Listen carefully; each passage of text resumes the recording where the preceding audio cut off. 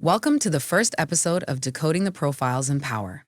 I'm Dee Dee, and in today's episode, we'll be taking a deep dive into the life of one of the most charismatic yet controversial political figures of our time, Boris Johnson. Let me introduce myself. I am Alex, so absolutely. Boris Johnson is someone whose journey to the top has been marked by audacity, ambition, and let's face it, a bit of chaos. From his beginnings as a journalist to becoming the Prime Minister during one of the UK's most turbulent political eras, his story is anything but ordinary. Yeah, and it's filled with twists and turns that made him both a media darling and a political lightning rod. So today we're going to explore his background, the highs and lows of his career, his policies that redefined a nation, and of course, the controversies that followed him like a shadow. All right, let's start at the beginning. Boris Johnson was born on June 19, 1964 in New York City to British parents. His father, Stanley Johnson, was an economist, author, and a former conservative politician. His mother, Charlotte Johnson Wall, was a talented artist, so you could say Boris was born into a world of intellectuals. Ah, yes. But despite that intellectual atmosphere, his childhood wasn't perfect. The Johnson family was known for being, well, a bit unconventional. His parents' marriage ended in divorce when Boris was just 10 years old, and that had a lasting impact on him.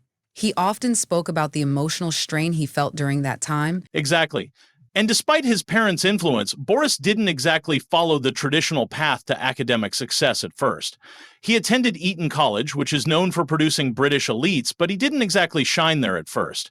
His rebellious nature, combined with a passion for classical studies, meant that Boris was often more interested in making people laugh than focusing on his studies. Yeah, he wasn't exactly the model student, but it was during his time at Eton that he began to develop his sharp wit and ability to captivate an audience. These qualities would later become his trademark, and after Eton, he went to Balliol College, Oxford, where he studied classics. He was elected president of the Oxford Union, a prestigious debating society. That was a big deal, wasn't it?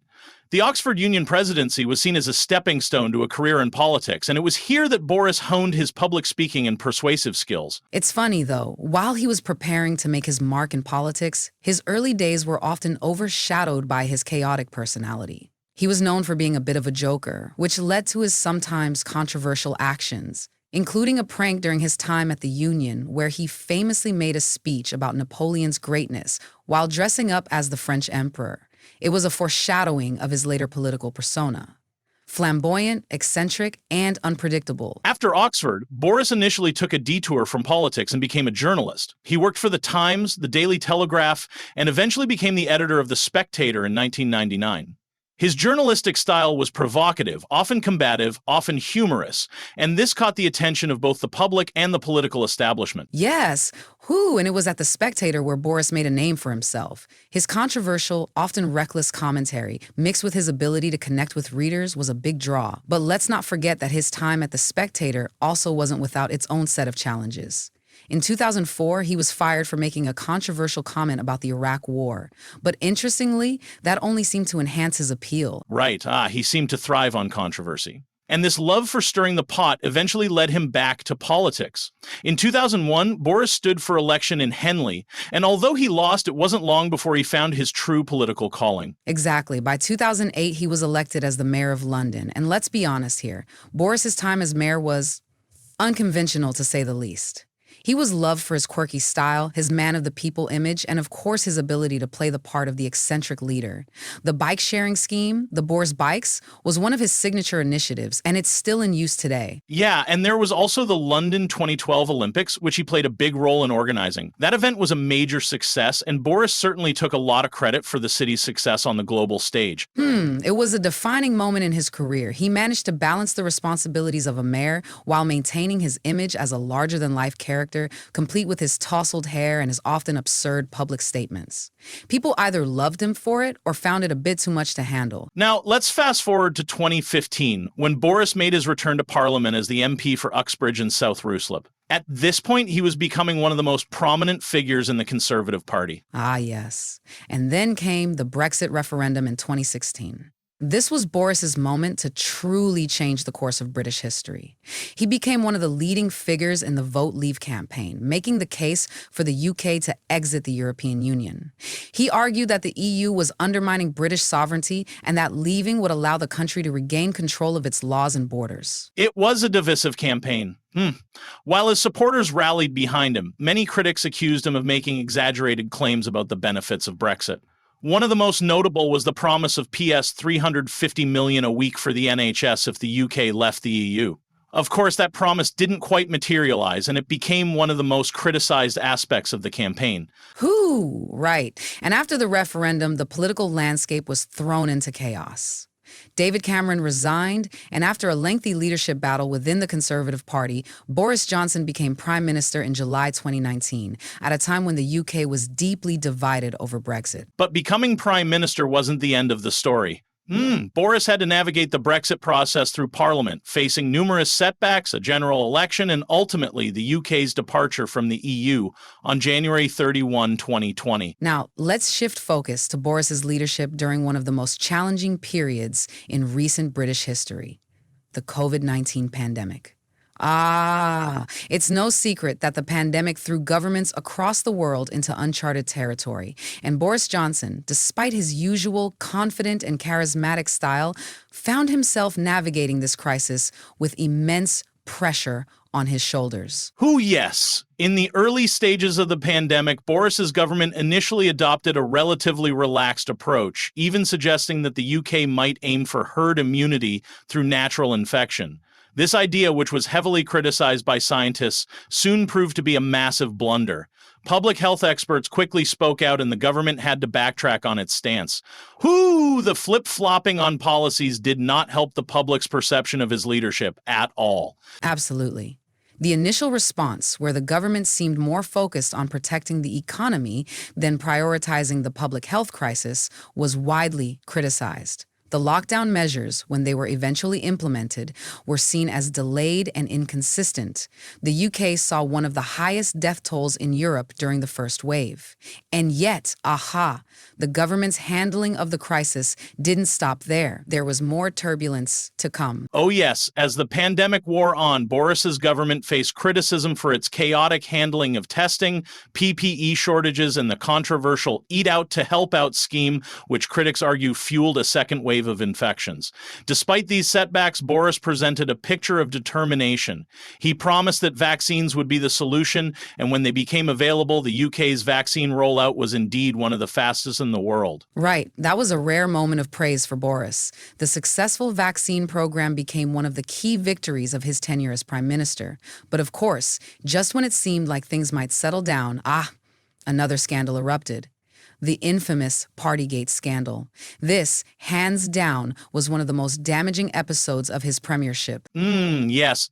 The revelation that Boris and his staff had attended parties during the very lockdowns they imposed on the public was a major blow to his credibility. There was outrage. How could they enforce strict restrictions on citizens while openly flouting them? This scandal not only led to a loss of trust, but also sparked investigations into potential breaches of lockdown laws. And let's not forget, this wasn't just a minor infraction. It hit at the core of public confidence in his leadership. Exactly. While some tried to downplay the significance of the scandal, it symbolized a deeper problem with Boris's leadership. His inability to maintain consistency and his tendency to make decisions based on populism rather than sound evidence was becoming more and more apparent. But despite all the backlash and internal party tensions, Boris managed to cling to power, though for how long was the big question. And this speaks volumes about his resilience. He was a man under fire, battling not only a deadly pandemic, but also political adversaries, public opinion, and a series of policy missteps. But it's that very resilience, his ability to survive despite all odds, that many supporters would point to as a defining trait of his leadership. So, what will Boris Johnson's legacy ultimately look like? Well, the answer isn't exactly clear-cut. For some, his tenure will be remembered as a time when Britain decisively left the European Union.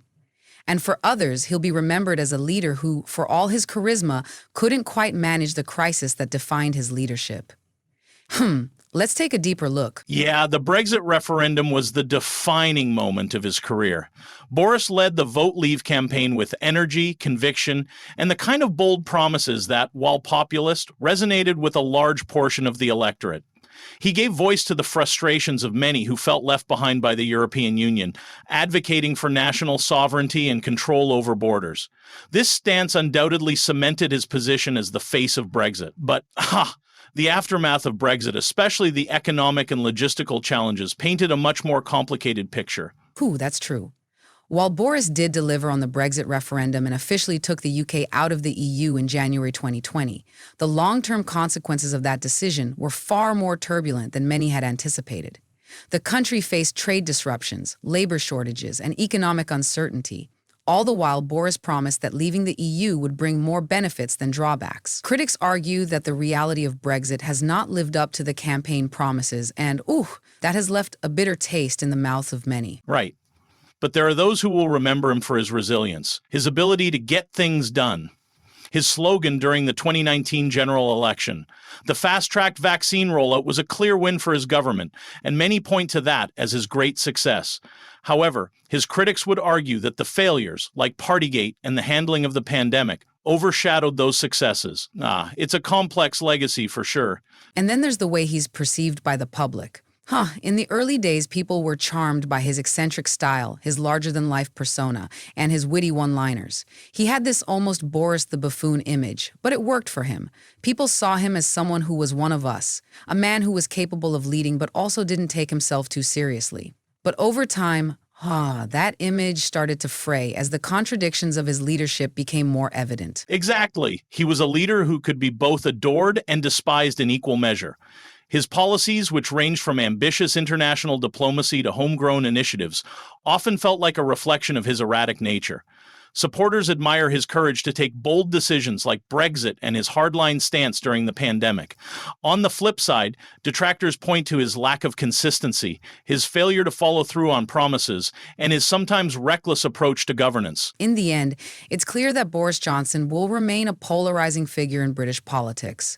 For some, he will always be the man who delivered Brexit, who stood up to the establishment, and who embodied a certain British spirit of defiance. For others, he'll be remembered as a leader whose failures, both political and personal, cost the country dearly. Well, that brings us to the end of this deep dive into Boris Johnson's life and leadership. His journey is a fascinating mix of highs, lows, triumphs, and controversies. From journalist to mayor, from Brexit champion to prime minister, his story is far from ordinary. Exactly. Boris Johnson will go down in history as one of the most unpredictable and contentious leaders in modern British politics. Love him or hate him, he's left an indelible mark on the country and the world. His rise to power, his handling of the greatest crises of our time, and his complicated legacy will continue to be debated for years to come. That's right. And as always, politics is rarely as black and white as we'd like it to be. Boris Johnson's story proves that even the most charismatic, ambitious leaders can face profound challenges, and their legacies aren't always as clear-cut as we might expect. So thanks for listening, Decoding the Profiles in Power. Be sure to join us next time as we dive deeper into the stories that shaped our world. Until then, stay curious and take care. Absolutely. And don't forget to stay tuned with West Ferry Times. If you enjoyed this episode, hit that subscribe button on our YouTube channel and share it with your friends and family. Let's keep the conversation going.